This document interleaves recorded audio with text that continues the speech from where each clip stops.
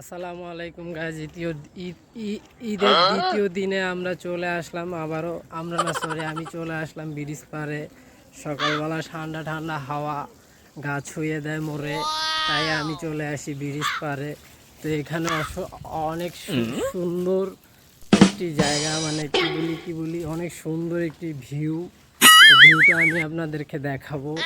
যদি আপনারা আমাকে সাবস্ক্রাইব করে রাখেন এবং একটা লাইক যদি দেন, অবশ্যই আপনাদেরকে আমি দেখাবো।